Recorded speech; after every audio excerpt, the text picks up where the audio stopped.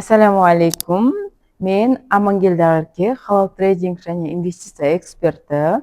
Сіздердің жалпы маған келіп түскен сұрақтарыңыз бойынша осындай кішігірім подкаст жасадық. Трейдингке байланысты жалпы сұрақтардың барлығын қазір менің көмекшім қоятын болады. Мен сіздерге жауап беретін боламын. Пайдалы болады деп үміттенемін. Халал трейдинг дегеніміз не? Халал трейдинг дегеніміз трейдинг саласындағы әртүрлі биржалардың ішінде именно халал биржасымен сауда жасау. Акция сатып алуға бола ма акцияны? Акция сатып алуға болады, егер ол заңды брокермен сатып алынып жатқан акция болса. Егер CFD брокер, мысалы Capital.com, Juno Market, тағы да қандай XM деген сияқты, олармен сатып алуға болмайды. Халал трейдингпен айына қанша табыс таба аламын? Салған сумаңызға байланысты. Халал трейдинг негізі бизнес сияқты. Егер сіз мысалы бизнесте бір сумка алып сатсаңыз 5000 теңге табыс табасыз, 10 сумка алып сатсаңыз 50 000 теңге табыс табасыз. Дәл сол сияқты, яғни халал трейдингте сіз $100 бір акция алып сатсаңыз, $10 табуыңыз мүмкін. Сіз 10 акция алып сатсаңыз $100 табуыңыз мүмкін. Дәл сол сияқты, яғни сіздің салатын сумаңызға байланысты трейдингтен табатын табысыңыз шексіз кете береді. Трейдингтен хабарым мүлдем жоқ. Нөлден бастасам болады ма? Нөлден бастасаңыздар болады. Трейдинг саласы негізі қатты қиын емес. Бастапқы уақытта бір-екі айда көңіл бөлсеңіз, өте тез үйреніп шығуға болады. Негізі трейдинг бұл оңай ақшаға апаратын ауыр жол деп аталады. Яғни кішкене 1-2 ай қиналуыңыз мүмкін, бірақ бұл қиналу бизнеске салатын 5-6 жылдай уақыт емес. Яғни трейдингке күнделікті 2 сағатты бөліп 1 ай көлемінде білім алсаңыз, сол жеткілікті болады. Негізі толықтай трейдингпен айналысып кетуге. Трейдингке қанша ақша керек бастауымға, бастапқыда? Бастапқыда трейдингпен айналысу үшін $100-300 болса жеткілікті. Себебі көп ақшасы бар адамға трейдингпен айналысу негізі өте қауіпті. Себебі адам эмоцияға беріліп кетеді, ақшасына жауапкершілік алмайды. Онлайн ақша болғандықтан ол жауапкершілікті сезінбейді, казино сияқты азартқа кіріп кетуі мүмкін. Ал трейдингті нөлден бастап аз суммамен бастаған адам ол саналы түрде трейдингпен айналысады және оның болашағы өте мықты болады. Ислам ғалымдары трейдинг туралы не дейді?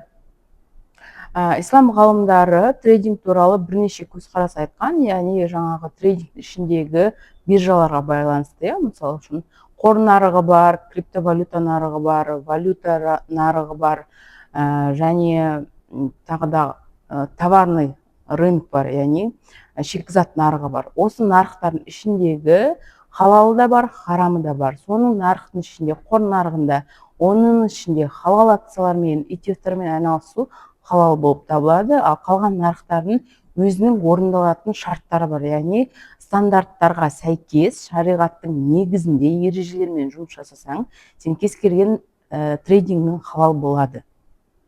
Криптовалюта халалға жатады ма? Криптовалюта туралы ғалымдардың арасында бірнеше көзқарас бар. Яғни IOFI стандарты бойынша халал дегенде көзқарас бар, халал емес дегенде көзқарас бар. Себебі халал дейтін көзқараста адамдарға ғалымдарымыз айтады, яғни пәтуа береді.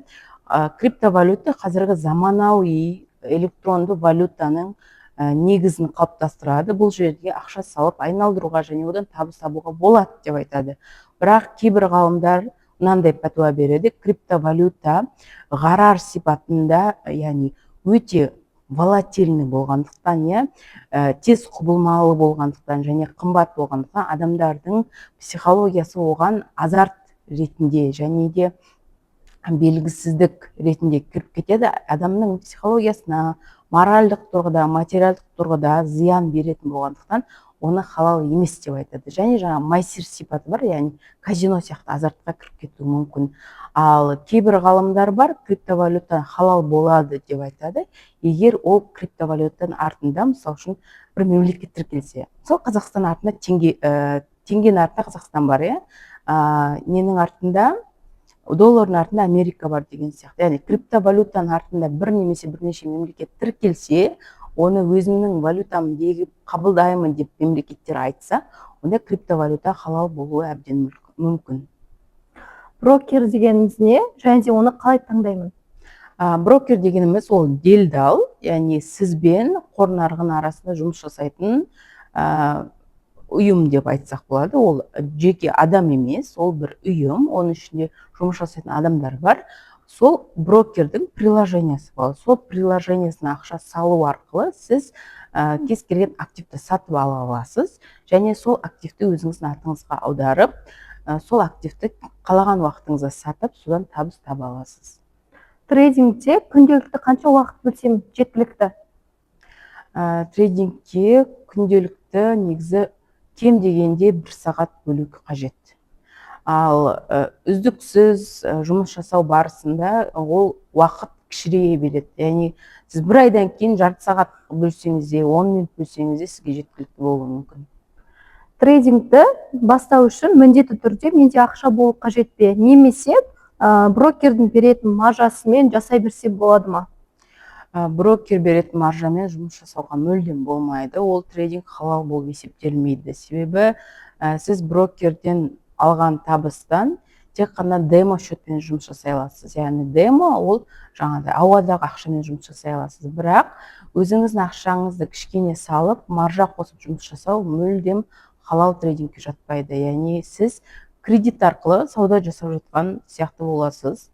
Және оның бірнеше рисктері бар, яғни тәуекелдері бар. Біріншіден, брокер сіздің активтеріңізге алуға, сатуға мүмкіндік бар. Яғни сіз сатып алған активті полностью жауып жібереді, сделканы жауып жіберу мүмкін. Сол себептен сізге ол рискованный болып табылады. Екіншісі, брокер маржа қолданған кезде swing трейдингпен айналыссаңыз, күнделікті комиссия ұстап отырады. Үшіншіден, сіз сатып алған кезде де, сатқан кезде де брокерге өте көп мөлшерде комиссия бересіз. Яғни сіз оның кредиттік ақшасын пайдаланып отырғандықтан. Сонда менің түсінгенім, міндетті түрде вложениемен бастау керек. Негізі, қандай сума болса да, сол азғантай сумадан бастауыңыз керек. Себебі мен мысалы өзім $60 бастап, 1 жыл ішінде $6000 көтердім ғой. Яғни $6000 деген ол жаңағы кредитный плечо не арқылы емес, тек қана өзімнің $60 қайта-қайта айналымға салу арқылы, яғни арзаннан сатып алып, қымбатқа сату арқылы көтеріліп, үздіксіз жасалған жұмыстың нәтижесінде жеткен жаңағы жеміс. Шорттан табыс табуым халал ма? Жалпы шорт позициясына сауда-саттық жасауыма болады ма? Жоқ, шортинг халал емес. Себебі жаңағы кредитный плечо қалай халал емес болса, шортинг позициясы солай халал емес. Себебі қараңыз, шортинг позициясы сізде жоқ актив. Мысалы, лонг позициясы арзанын алып, қымбатқа сату ғой, а шортинг қымбаттан сатып жібересіз де, арзанын аласыз. Ол дегеніміз, сіз өзіңізде актив жоқ, активті сатып жібердіңіз, сөйтіп оны арзаннан сатып алдыңызда брокерге қайтарып беріңіз. Бұлай қарапайым тілде айтқан кезде, базарда сізде зат жоқ, бірақ сізге клиент келіп тұр. Сіз қасыңыздағы көршіңіздің алмасын алдыңызды сатып жібердіңіз. Сосын енді көршіңізге алма қарсыз ғой, басқа рядтан алдыңызда бір арзан бағада арзан алма әкелдіңіз, көршіңізге қайтарып бердіңіз. Яғни сіз біреудің мүлкін сатып жібергендіктен шортинг халал болып есептелмейді. Яғни пайғамбарымыз саллаллаху алейхи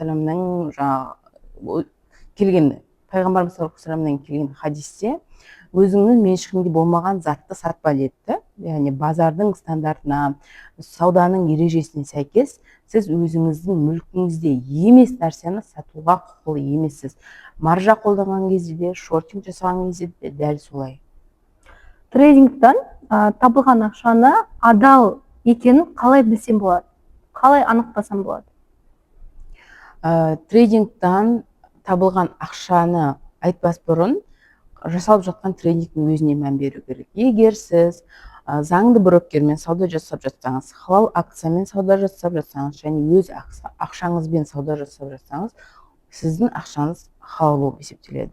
Ал егер сіз заңды брокермен, бірақ маржамен жұмыс жасап жатырсаңыз, ол халал емес болып есептеледі. Ал егер сіз халал брокермен, заңды брокермен маржасыз, бірақтан да халал емес акцияны сатып алып жатсаңыз, ол да халал емес болып есептеледі. Яғни халал болудың өзінің шарттары бар, соны орындаған кезде ғана сіздің трейдингіңіз халал болады. Трейдингтен тұрақты түрде табыс табуыма болады ма? Әрине болады. Трейдинг деген бұл кәдімгі бизнес сияқты. Мысалы үшін сіз бір традиционный бизнес ашқан кезде, білмеймін, 5 миллион, 10 миллионға бір бизнес ашасыз, бір жерді жалға аласыз, оны ақшасын төлейсіз, адамдар аласыз, оборудование аласыз, жаңа сататын заттарыңыз аласыз деген сияқты, немесе услуга оказывать ететін болсаңыз, бір қосымша оборудованиялар бар ғой, енді сондай заттар аласыз. Яғни өте көп энергия, уақыт кетіресіз, бірақ трейдингке сіз күніне 2 сағат уақыт кетіруіңіз мүмкін да, бірақ қанша сума салсаңыз да сол сумадан табыс тауып кете бересіз. Яғни $100 салсаңыз $100 табыс тауып кете бересіз. Миллион салсаңыз миллионнан табыс тауып кете бересіз. $10,000 салсаңыз $10,000 табыс. Яғни қаншақты сіз тапқан табысыңызға, салған табысыңызға байланысты соншақты табыс таба бересіз. Яғни оның шектеуі жоқ. Халал трейдинг пен кәдімгі трейдингтің айырмашылығы қандай? Халал трейдингтің айырмашылығы,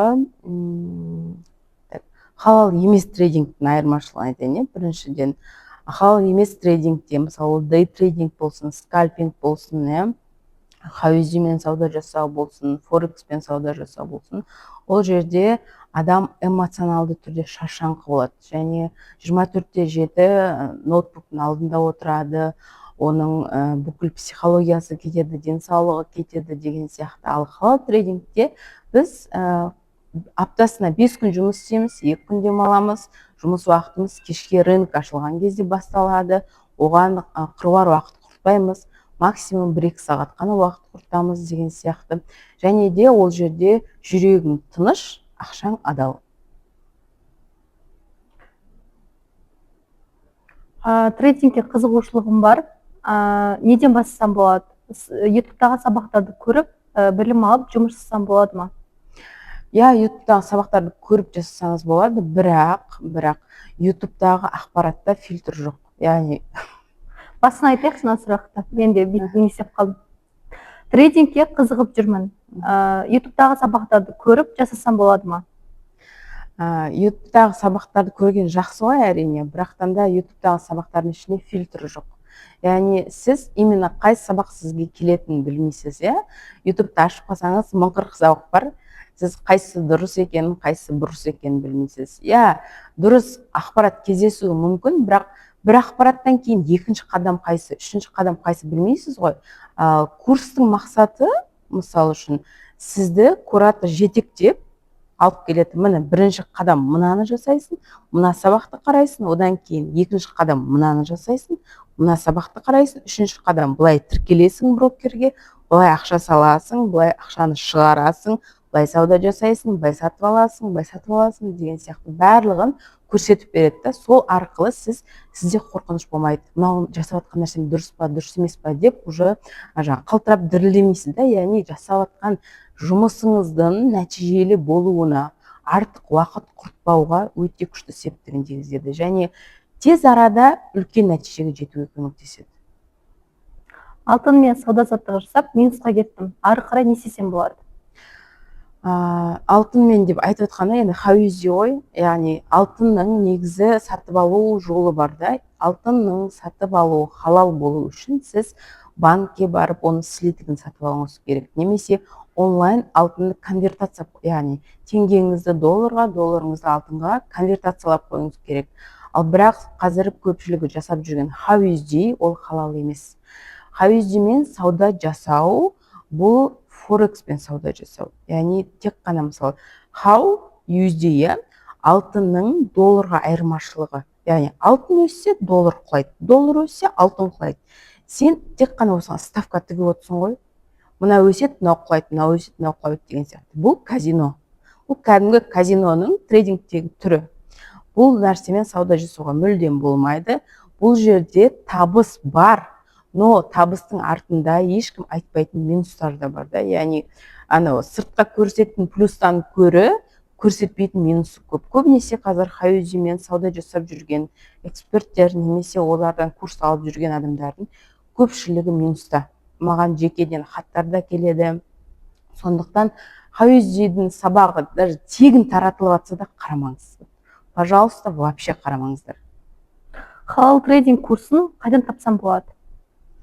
Халал трейдинг курсы менің YouTube каналымда тегін сабақтар көп, және мен әр бейсенбі күні тегін сабақтар өткізіп жүрмін. Сол чатқа қосылып алсаңыздар болады. Және менің YouTube каналыма тіркеліп алсаңыздар, сол жерде үнемі пайдалы ақпараттар шығып отырады. Халал трейдинг туралы және адал табыс, Аллаға тәуекел ету, адал ақша туралы көптеген ақпараттар салып отырамын. Құрметті көрермендер, тағы да біз айтпай қалған сұрақтар болса, сіздердің көкейлеріңізде қалып кеткен, өтініш комментарийға барлық сұрақтарыңызды жазып кетсеңіздер, келесі подкастымызға арқау болады деген үміттеміз. Сіздердің барлық сұрақтарыңызға жауап беруге тырысамыз. Барлықтарыңызға сәттілік. Ассаламу алейкум.